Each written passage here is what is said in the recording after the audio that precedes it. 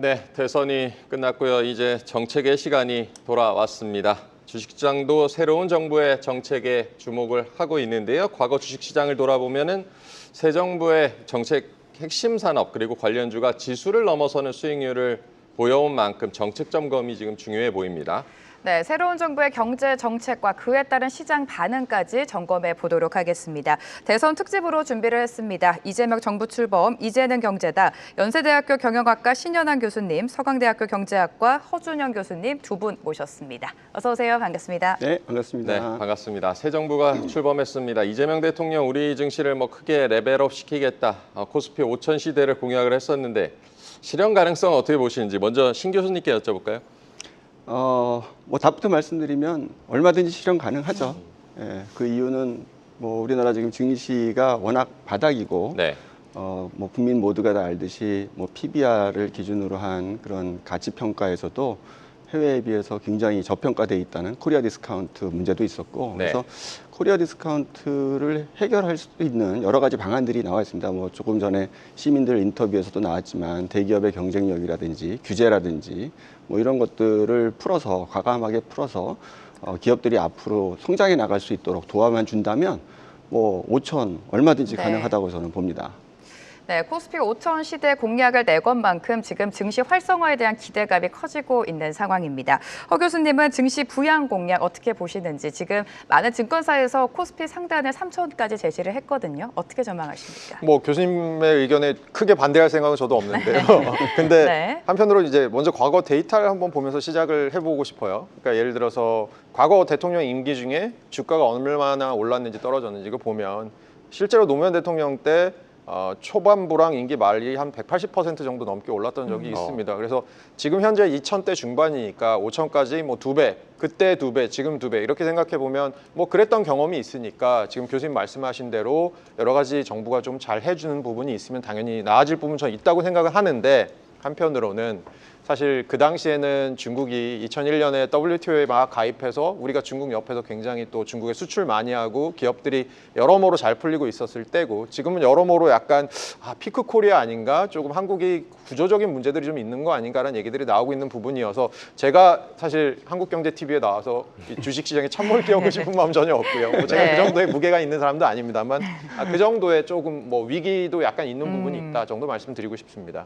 네, 코스피 5천을 가면 좋겠지만 어쨌든 가기까지 개선해야 될 부분도 많다는 점을 지적을 해주셨고, 지수 상승 기대감을 갖게 하는 배경으로 지금 꼽히고 있는 것이 민주당이 적극 추진하고 있는 상법 개정안도 있고요. 그 중에서도 지배구조 개선이라든가 일반 주주 권익 보호에 지금 관심이 높은 상황인데 코리아 디스카운트 해소에 도움이 될까요? 어떻게 보십니까, 허 교수님? 네. 저는 사실은 얼마나 의지를 갖고 지속적으로 추진을 하느냐가 굉장히 중요한 것 같고요. 사실 네. 이전 정부 때 잘한 부분도 있지만 사실 이 주주 환원 정책 여러 가지에 관련해서는 초반부에는 굉장히 의욕을 갖고 하는 것처럼 보이다가 중반부부터 약간 동력이 떨어지는 이런 모습이 보이기도 했었거든요. 저는 얼마나 의지를 갖는지도 중요할 것 같고, 또 하나 말씀드리고 싶은 건 사실 주주의 이사의 충실 의무 대상 넓히는 이런 상법 개정안이라고 하는 게 어떻게 보면 우리가 그런 거랑 비슷한 것 같거든요. 대한민국은 민주공화국이다라고 선언하는 것과 비슷한 것 같거든요. 하지만 네. 우리가 이번에 비상계엄이나 여러 가지 겪으면서 그 민주공화국을 지키기 위해서 사실 디테일이 얼마나 여러 군데가 살아있어야 되는지를 잘 알게 됐잖아요. 마찬가지로 주주의 충실 의무, 이사의 충실 의무라는 큰 테마가 있다면 네. 이것들에 대해서 사실 액션 플랜들이 앞으로 얼마나 디테일하게 들어오는지, 그것들에 대해서 정부가 얼마나 의지를 가지고 밀어붙이는지, 이런 것들이 사실은 시장의 마음을 살 수 있는지, 전 그게 굉장히 중요하다고 생각합니다. 네, 상법 개정안이 속도를 내면서 시장의 상승을 견인할 수 있을지 지켜봐야 되겠습니다만 여전히 부작용에 대한 우려도 있습니다. 신 교수님은 어떻게 생각하십니까? 사실은 상법 네. 개정안의 얘기가 나오게 된 배경을 좀 생각을 해봐야 네. 될 것 같아요. 그 상법 개정안이 필요하다라고 자꾸 얘기했던 이유가 대주주들의 전횡 또는 일탈 네. 이런 것들을 이제 소액주주들이 견제할 방법이 없다, 이렇게 이제 얘기가 되면서 상법을 개정해서라도 대주주를 견제하는 그런 힘을 소액주주들에게 실어줘야 되겠다라는 이야기가 나오게 된 건데, 그런데 사실은 상법 개정안에서 이제 그 상법이라는 것은 그 주식회사만, 그러니까 어떻게 보면 주식회사나 또는 상장회사만 해당되는 내용이 아니라 스타트업에게도 해당되는 네. 굉장히 좀 어떻게 보면 광범위한 그런 법의 개정이 되는 거거든요. 네. 그래서 상법 개정안이 통과되고 나서 어떤 부작용이 있을 것인가에 대한 연구가 좀 충분히 있고 나서 또 어떻게 보면은 상장 회사 중에서도 좀 큰 회사들한테 먼저 해보고 나서 그러고 나서 이걸 확대해보는 그런 상법으로 개정해 나가는 그런 좀 점진적인 거를 좀 해보면 어떨까. 그리고 상법 개정에 반대하는 쪽에 여론도 좀 받아들여줘야 되거든요. 네. 사실 우리가 뭐 예를 들면 뭐 교통사고가 없는 그래서 아무도 뭐 어느 누구도 교통사고로 인해서 죽는 그런 경우는 있으면 안 된다. 너무나 당위적이고 너무나 좋은 말이지만 그걸 달성하기 위해서는 이 세상에 차를 다 없애야 되거든요. 그래서 당위적이고 좋은 말이고 당연히 해야 될 것 같은 이야기지만 우리가 그것을 현실적으로 얼마나 효율적으로 이 실행에 옮길 건가 하는 네. 거에 대한 거는 조금 더 깊은 고민과 점진적인 그런 실험이 있어야 되지 않을까 저는 그렇게 생각을 합니다. 네, 상법 개정은 더 깊은 고민이 필요하다는 점을 또 지적을 해주셨고요. 새로운 정부 출범과 더불어서 또 기대가 있는 것이 추경 기대감이었기도 한데 내수 침체가 지금 워낙 심각하고 경기 부양이 또 절실한 상황이기도 하고요. 어떤 분야에 좀 우선 지출이 돼야 될지 이 부분도 좀 주목을 해야 될 텐데 신 교수님 어떻게 보십니까? 지금 뭐 그 추경이 필요하다는 거는 어느 분이나 다 똑같이 생각할 것 같은데요. 네. 제가 이제 가장 현실적으로 좀 저한테 피부로 와닿는 거는 저는 이제 학교가 연세대학교고 또 신촌 상권이 바로 학교 앞에 있다 보니까 자주 이제 그 신촌 상권을 왔다 갔다 하면서 보게 돼요. 그런데 이 정말 그 학생들이 많이 몰리고 늘 붐볐던 그런 지역에서조차도 한 건물 전체가 네. 임대로 나오고 또 뭐 폐업, 정리 뭐 이렇게 해서 광고가 붙는 그런 상점들이 뭐 한 집 건너 한 집 나타나고 있습니다. 그래서 정말 굉장히 심각하다.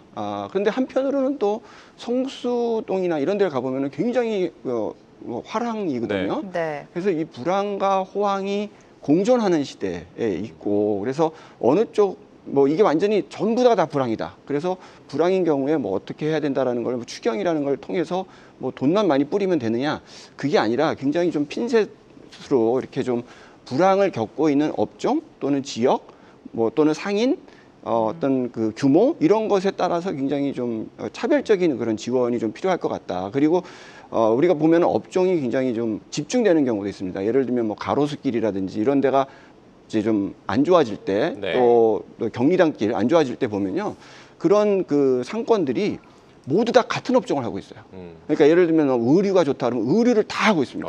뭐 커피숍이 한 집 건너 한 집이 다 커피숍이면 잘 될 수가 없죠. 그래서 이런 것들을 조금 약간은 좀 뭐 행정지도라고 하기는 그렇지만 약간 좀 네. 미리 알려서 이런 상권은 뭐 지금 커피숍은 너무 많다, 뭐 의류 쪽은 너무 많다, 뭐 이렇게 해서 좀 자영업자들도 그런 거를 좀 선택해서 할 수 있도록 해주고 또 그런 새로운 업종에 들어가거나 할 때 충분한 교육을 통해서 갈 수 있도록 자영업자들을 위한 교육, 또 자영업자들을 위한 어떤 그 예산의 집행 이런 것들도 그냥 추경이라는 것도 그냥 뭐 돈을 갖다가 마구 쓰는 쪽으로만 얘기를 할 게 아니라 사실 추경을 할 때 아까 뭐 시민 인터뷰에서도 나왔지만 돈을 쓰게 되면은 그게 결국 지금 정부에서 돈이 남아서 쓰는 게 아니잖아요. 결국 뭐 국채를 발행한다든지 이렇게 해서 조달을 통해서 하는 건데 시민들도 걱정을 해요. 이거 우리가 받아서 좋긴 하지만 뭐 어디가 뭐 좀 더 나아진다고 해서 좋긴 하지만 이거 나라비 정부 젊은이들한테 전가되는 거 아니야? 이런 걱정이 있거든요. 그러니까 이런 걱정도 같이 불식시켜주면서 예를 들면 추경을 하고 뭐 이런 쪽의 지원을 통해서 우리는 앞으로 경제가 이만큼 성장할 거고 성장을 통해서 세수가 더 들어오니 이거는 이렇게 갚을 수 있다.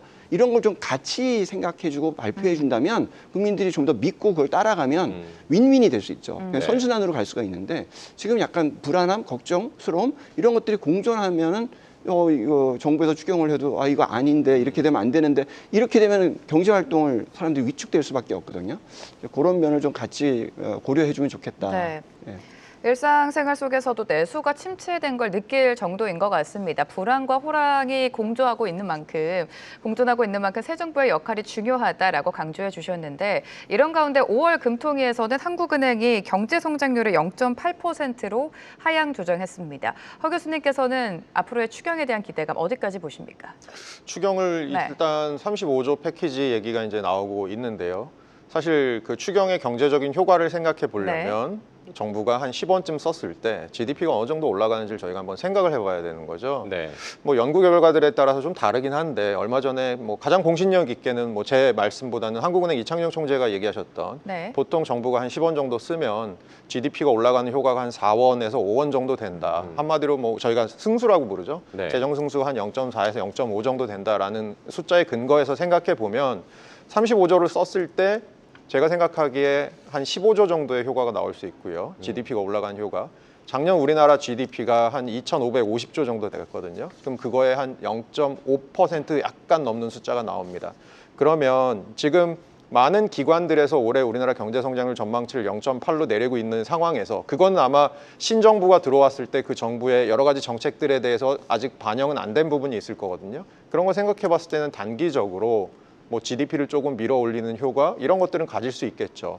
생각해 보면 2023년부터 한번 생각해 보면 2023년 우리나라 경제 성장률 1.4였고요. 작년에 2.0이었고요. 올해 한 뭐 0.8 정도에서 1%대 초반 뭐 정부가 아주 적극적으로 쓴다면 나올 수 있을 텐데 그러면 사실은 우리나라의 경제 기초 성장률이라고 볼 수 있는 잠재 성장률이 보통 한 2% 근처일 텐데 그러면 3개년 연속 여전히 경기는 굉장히 부진한 상황이거든요. 그런 측면에서 어떻게 보면 추경이 조금 더 설득력을 얻을 수는 있는 것 같은데 경제학에서 늘 저희가 드리는 말씀 있잖아요. 사실 공짜 점심이 없거든요. 네. 예, 정부가 너무 이렇게 많이 쓰다 보면 지금 교수님께서 말씀하신 부분, 앵커께서 말씀해 주신 부분처럼 정부가 이거 갚을 능력이 돼? 너무 정부가 빚을 많이 발행하게 되는 거 아니야? 이런 것들에 대한 우려가 나오면서 아무래도 국채금리가 또 올라가고 그 국채금리가 올라가면 그것을 벤치마크 삼고 있는 아주 많은 기업들의 자금 조달이 조금 어려워질 수 있는 부분도 있거든요. 그런 측면에서는 조금 저희가 추경을 통해서 경기에 지금 급한 것들을 한번 어루만지고 넘어가면서도 중장기적으로는 뭔가 조금 개혁을 한 구조개혁 같은 걸 할 부분들에 대해서 분명히 남아있는 상태에서 그런 것들을 얼마나 열심히 하느냐 오히려 그런 것들이 시장에 조금 더 긍정적인 메시지를 전 줄 수 있다고 생각합니다. 네, 무작정 돈을 풀기보다는 결국에는 이게 한정된 재원이기 때문에 정책 효과를 극대화할 수 있는 곳에 돈을 써야 된다는 점 공통적으로 조언을 해주셨습니다.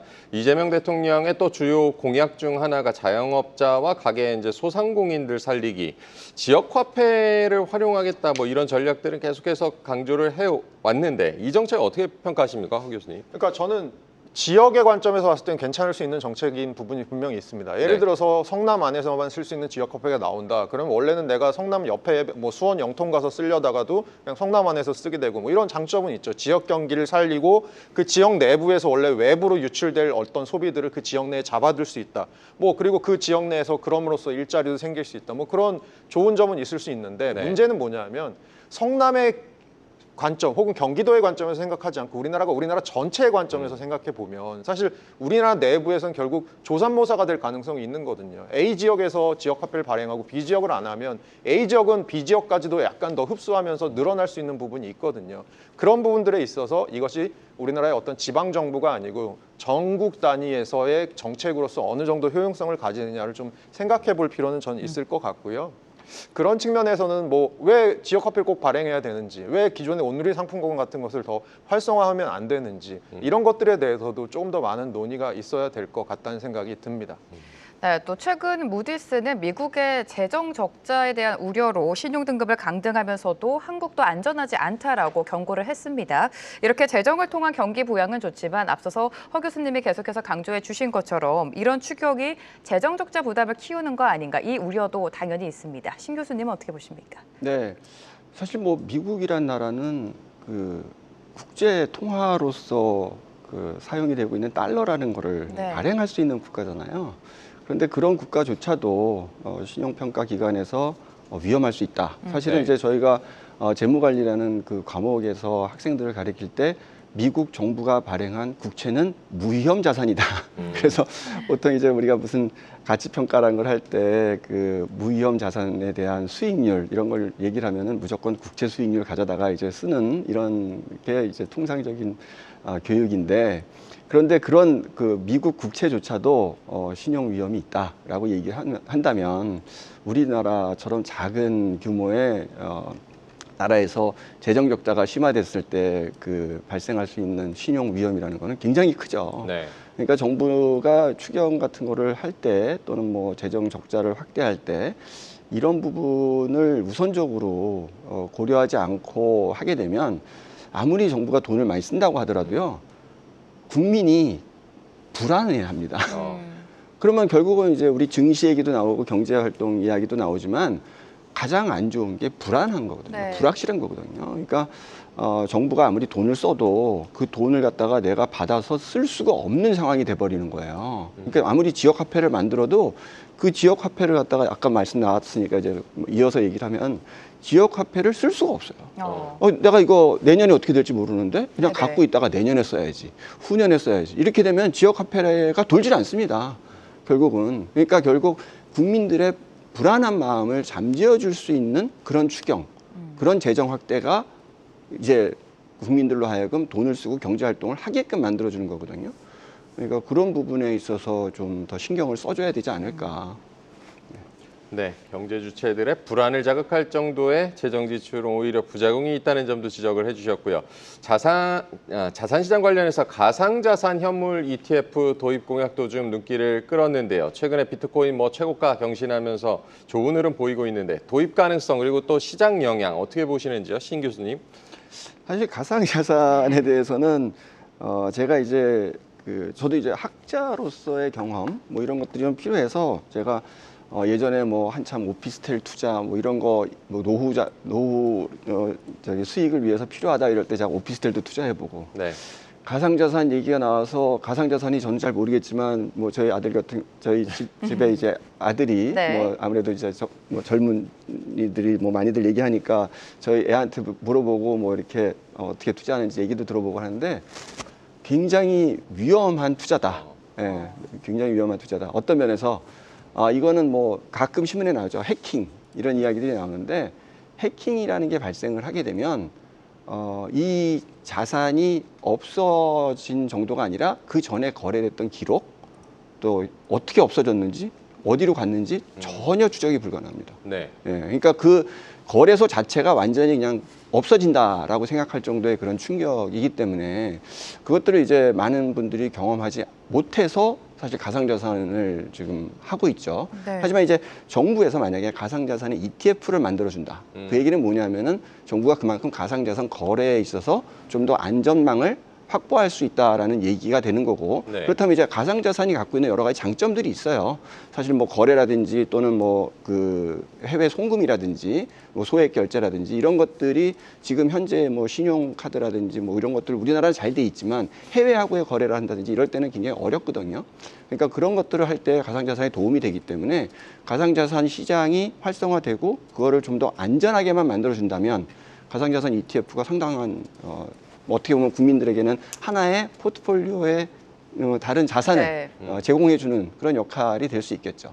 네, 주식 투자를 하시는 분들 입장에서는 지금 유동성은 어쨌든 한정이 돼 있는데 가상자산 현물 ETF가 도입되면 오히려 주식시장을 좀 위축시킬 수도 있다. 이런 우려를 하기도 합니다. 허 교수님은 이 부분 어떻게 보십니까? 실제로 작년 데이터를 보니까 작년 말 기준으로 봤을 때 코스닥이 한 거래액이 1,200조 원 정도인데 가상화폐 거래액이 한 1,345조 원 정도 되더라고요. 그래서 작년 기준으로 봤을 때는 가상자산 거래가 굉장히 코스피보다 오히려 많았던 그런 해로 볼 수 있고요. 앵커께서 말씀해 주신 대로 사실 투자의 관점에서는 사실 위험도나 이런 걸 제외하면 비슷한 자산일 수도 있습니다. 이거 가상자산이야? 아니면 주식시장이야? 이렇게 생각하실 수 있는데요. 이게 돈이 쓰이는 관점을 조금 더 경제 전체적으로 봤을 때는 저희가 주식시장으로 흘러가는 돈은 결국 기업들의 자금으로 가서 그것들이 투자가 되건 어떤 식으로 되건 우리 기업들의 성장에 어떤 밑거름이 될 수 있는 부분이 분명히 있는데 가상자산 같은 경우는 그런 일을 하지 않는 거지 않습니까? 그런 측면에서는 사실 투자의 관점보다는 좀 더 큰 경제, 나라 경제 전체의 관점에서 봤을 때는 너무 가상자산에 돈이 몰리는 것이 사실은 부작용, 조금 비효율적인 부분이 분명히 있을 수 있고요. 또 하나는 사실 지금 교수님께서도 저희 이제 들어오기 전에 대기실에서 교수님의 경험을 얘기해 주시면서 쓴웃음을 한번 지으셨었는데 이게 굉장히 위험한 자산이에요. 그런데 저희가 잘 생각해 보면 이런 거 한번 생각해 보실 수 있을 것 같습니다. 미국 지금 트럼프 행정부잖아요. 가상자산이나 여러 가지에서 규제를 푸는 방향으로 가고 있잖아요. 그럼 우리도 사실 그런 우에 빠지기 쉬워요. 한편으로는 미국도 푸는데 우리도 풀죠. 이렇게 얘기할 수 있는데 안전장치가 제대로 확보되지 않은 상황에서 이런 것들을 무턱대고 미국 스탠다드를 따라가게 되면 분명히 자본시장 쪽에서 발생할 수 있는 위험도 결국 있을 거거든요. 한편으로는 미국 스탠다드를 따라가는 조금 더 규제나 안전벨트 같은 것들을 조금 더 강화하는 방식이 있어야 될 거고, 그러면서 차근차근 접근을 하는 것이 어떨까라는 생각이 듭니다.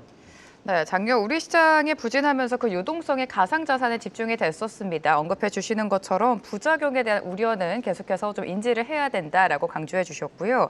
원화 기반으로 한 스테이블 코인 도입에 대해서 계속해서 이야기가 나오고 있습니다. 이 부분은 어떻게 해석하셨습니까, 교수님?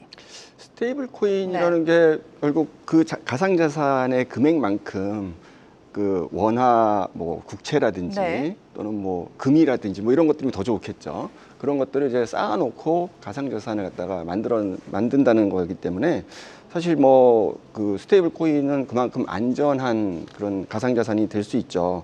하지만 이제 스테이블 코인도 대량 발행을 한다. 어떤 주체에서 대량 발행을 한다. 그랬을 때 그러면은 통화라는 거를 사실은 이제 정부가 국채를 발행하고 통화량을 줄이는 그런 경우도 있거든요.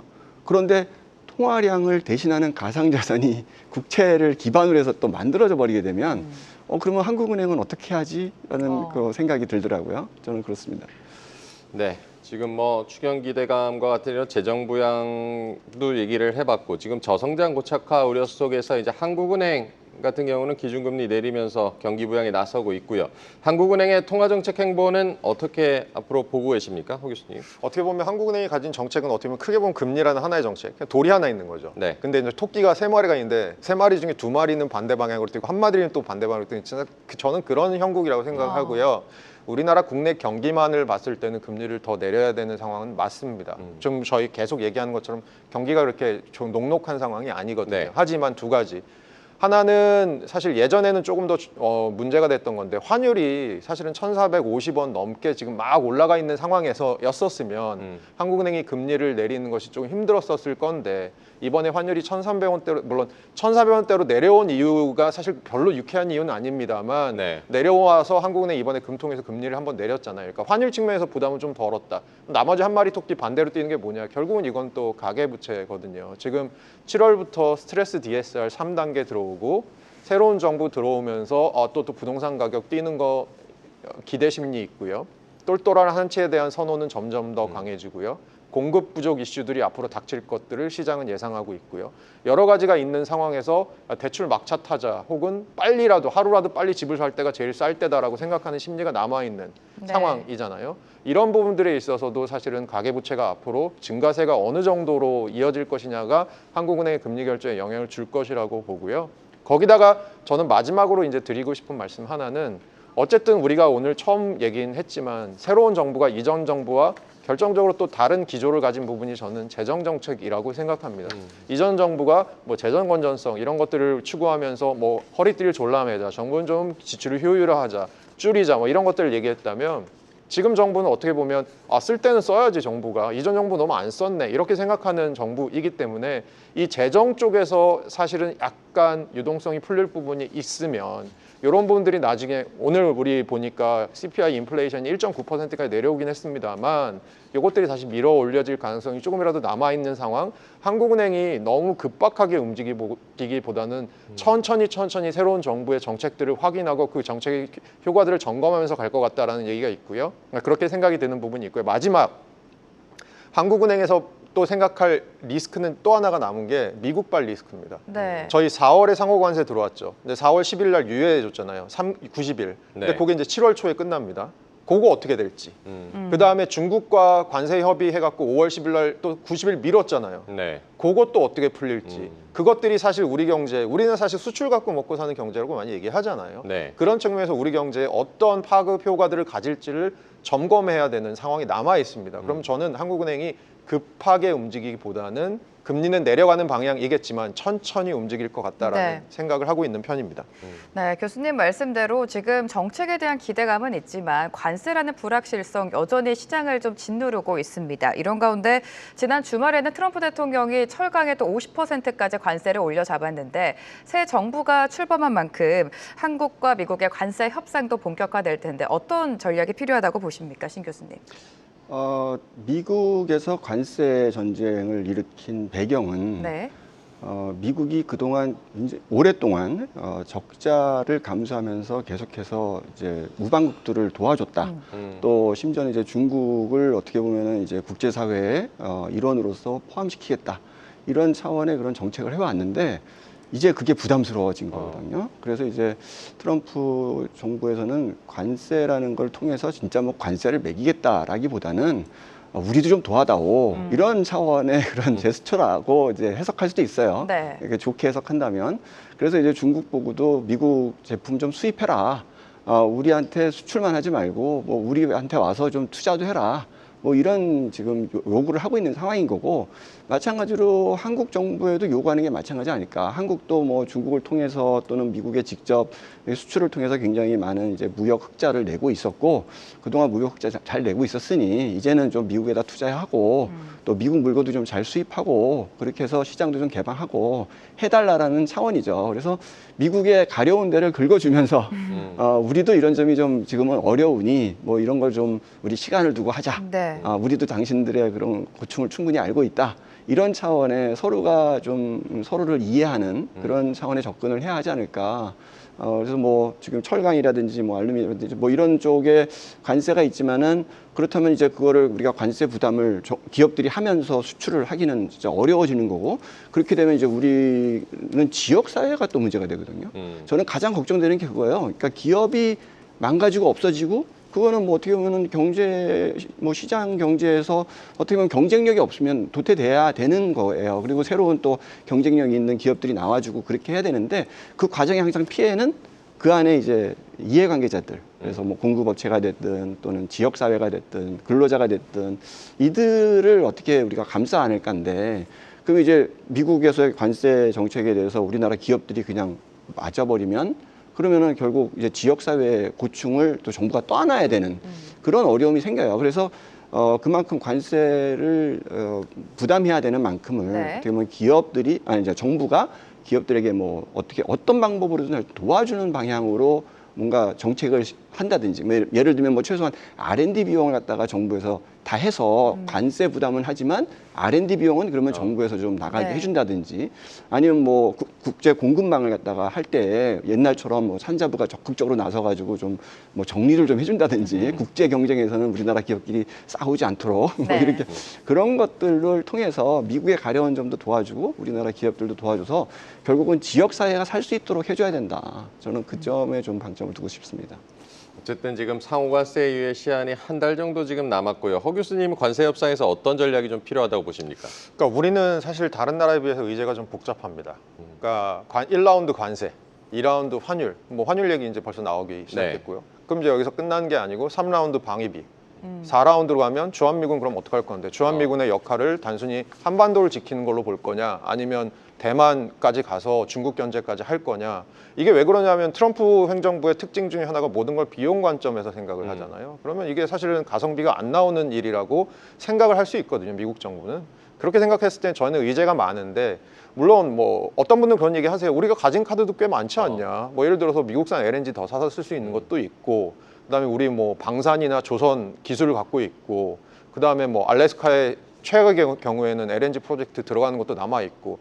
근데 사실 우리가 가진 카드가 한정적인데 의제는 많다라고 하면 어떻게 해야 되냐면 카드를 최대한 아껴 써야 되는 거죠. 카드를 너무 초반에 다 소진시켜 버리면 나중에는 그냥 상대방에서 들이대는 대로 그냥 받을 수밖에 없는 일이 벌어지거든요. 그거야말로 굉장히 안 좋은 일이겠죠. 그런 측면에서 저는 좀 전략적으로 행동해야 될 게, 마치 우리가 가진 카드가 굉장히 많은 것처럼 생각하지 말고 카드를 좀 아껴 쓸 줄도 알아야겠다라는 생각이 네. 들고요. 그리고 뭐 이제 사실은 이제 임시적인 정부의 형태가 지나가서 새로운 정부가 들어왔지 않습니까? 미국도 어떻게 보면 트럼프가 어떤 사람이냐면, 트럼프의 특징 중에 하나가 힘을 숭상하는 사람이잖아요. 그러니까 뭔가 급이 안 맞는 사람이랑은 얘기하기 싫어할 것 네. 같습니다. 근데 이제 급이 맞는 사람이 예를 들어 들어온다고 한다면 아마 한국하고, 야 한국 일로 와봐, 이제 얘기 한번 시작해 볼까라고 시작할 것 네. 같습니다. 그런 측면에서 저희는 너무 미국의 페이스에 말리지 말아야 되는 게 저는 굉장히 중요한 생각이 듭니다. 네, 정부의 공백이 이제 채워졌으니 카드를 좀 천천히 전략적으로 사용해야 된다라고 말씀을 해주셨습니다. 트럼프 상호 관세가 법원에 의해 제동이 걸리는가 싶었는데 여전히 품목별 관세는 있는 상황입니다. 품목별로 봤을 때 어떤 산업이 가장 큰 타격을 입을 것이라고 전망하십니까, 교수님? 뭐 이미 타격을 입었다라는 기사들이 나오고 있죠. 자동차 수출이 뭐 32% 자동차, 네. 급감했다. 5월 달에 뭐 이렇게 얘기가 나오고 있고, 물론 이제 뭐 급감한 이유는 그 관세 때문에 먼저 수출된 부분도 있기 때문에 더 많이 줄었다고 볼 수 있지만, 앞으로 하여튼 뭐 자동차 수출 같은 거, 또 반도체, 또 알루미늄, 철강, 뭐 이런 산업에 있어서 특별히 이제 그 트럼프가 러스트벨트의 지지를 받아서 네. 됐으니까 러스트벨트의 산업과 중첩되는 산업에 뭐 충격이 올 수밖에 없는 거죠. 그리고 또 반도체 같은 경우에는 또 전략 산업으로서 미국은 미국의 반도체 공장을 짓기를 원하고, 그러면 미국에서 만들지 않은 반도체에 대해서 관세를 매겨야 미국에다가 반도체 공장을 지을 거고, 그러니까 이제 그런 부분들을 우리가 충분히 좀 예측 가능한 거고, 마찬가지로 아까도 말씀드렸지만은 예측 가능한 그런 분야에 있어서 정부가 어떻게 지원해 줄 거냐. 물론 이제 관세 자체를 우리가 없앨 수는 없다면 그 산업이 우리 사회에서, 우리 국가에서 유지될 수 있도록, 뭐 예를 들어서 뭐 자동차 쪽에 관세가 있으니까 자동차가 다 뭐 미국으로 가버린다든지, 반도체가 관세가 있어서 반도체가 다 미국으로 가. 그러면 아까 얘기했던 우리나라 국민들의 일자리는 어떻게 할 거고, 지역사회는 어떻게 할 거고, 국민연금은 어떻게 나올 거고, 건강보험은 어떻게 나오냐 이거죠. 그래서 기업 하나의 문제가 아니다 이거는. 그래서 뭐 국민연금의 투자라든지 또는 정부의 지출이 이 지역사회를 살리기 위해서 결국은 보호해줘야 되고, 그 보호를 어떤 방법으로 할 거냐, 관세 충격이 있는 그 분야를 먼저 우리가 예측하고 어떤 식으로 지원해 줄 건가 하는 거에 대한 계획을 좀 철저하게 가져갔으면 좋겠다. 그러니까 맞을 수밖에 없다면 맞는데, 맞더라도 덜 뭐 피하는 방법을 좀 가르쳐줘야 되지 않냐, 도와줘야 되지 않냐. 네, 교수님이 말씀해 주신 것처럼 대비 수출이 가장 많은 산업이 당연히 자동차랑 반도체가 되겠죠. 주가적인 측면으로만 봤을 때 자동차 같은 경우에는 호실적에도 불구하고 주가가 연일 부진한 모습을 보였고요. 또 이번 대선에서도 전기차와 관련된 공약이 없었던 점도 아쉬움이 크게 남는 상황입니다. 자동차 산업의 경쟁력 강화를 위해서 어떤 방안이 필요하다고 보십니까, 교수님? 그러니까 지금은 당장은 미국 테마가 있잖아요. 네. 그러니까 어쨌든 간에 우리나라 기업들이 특히 자동차를 미국에 굉장히 많이 수출을 했었는데 그 부분 지금 급감됐다고 나온 건데, 결과적으로 봤을 때는 얼마 전에 현대자동차도 미국 메가팩토리 증설하겠다고 얘기했잖아요. 네. 사실 잘 보면 폭스바겐이나 토요타나 이런 외국 경쟁사들에 비해서 우리나라가 사실 미국 수출 물량이 적습니다. 그 얘기는 무슨 얘기냐? 미국 수출 물량이 많습니다. 그 얘기가 무슨 얘기냐면 미국 내 생산에 비해서 국내 생산에서 미국으로 보내는 비중이 되게 많거든요. 그래서 당분간은 미국으로 어떻게 보면 조금 미국 생산량을 늘리는 방향으로 대응을 할 거고, 물론 그 와중에 자동차 산업 같은 게 대표적으로 고용 유발 계수가 아주 높은 산업이어서 국내 일자리 같은 문제들이 생길 수 있겠죠. 교수님 말씀처럼요. 그것들에 대해서 대응하는 게 필요하다고 생각하고요. 한편으로는 뭐 트럼프도 일시적이고 저는 전기차는 일종의 트렌드라고 생각합니다. 근데 이제 그런 측면에서는 우리나라가 이 전기차 시장에서 다른 나라의 경쟁사들을 얼마나 그 기술 격차 유지하면서 따돌릴 수 있는지 요거 확보하는 게 관건이라고 생각하고요. 그런 측면에서 중국이 현재 이제 미국 내 전기차 시장 점유율이 제로지 않습니까? 중국이 당분간 미국 시장에 전기차가 들어오긴 쉽지 않을 텐데, 그렇게 봤을 때는 우리가 다른 어떤 일본이나 독일의 자동차 회사들과 어느 정도 격차를 벌릴 수 있지, 이런 것들이 어떻게 보면 더 중요해지는 상황 아닐까 생각합니다.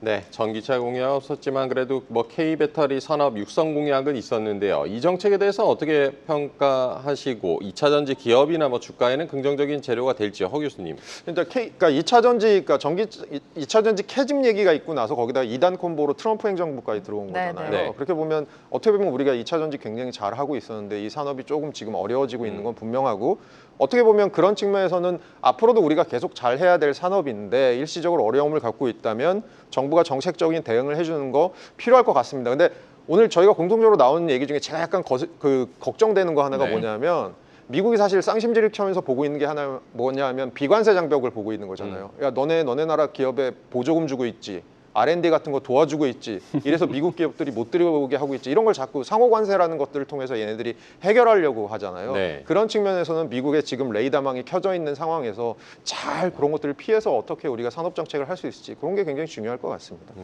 네, 반도체를 보시면 반도체에 대해서는 아직까지는 품목별 관세가 확정되지는 않았습니다. 국내적으로는 AI 산업 육성에 대한 기대감, 정책에 대한 기대감이 큰 상황인데 이 정책을 어떻게 평가하시고 또 우리 기업에게는 호재가 될 수 있을지 궁금합니다, 신 교수님. 네, 그 질문에 대한 답을 하기 전에 이제 아까 네. 이제 허 교수님께서 네네. 말씀하신 부분에 대한 어떤 대안으로서 제가 좀 먼저 말씀을 드리고 싶은 게 있는데 지금 이제 정부가 직접 기업을 갖다가 지원해주고 하는 것들은 여러 가지 이제 문제를 발생시킬 수 있죠. 네. 근데 정부가 가장 기업에게 안전하게 도와줄 수 있는 방법이 바로 증시 활성화입니다. 사실.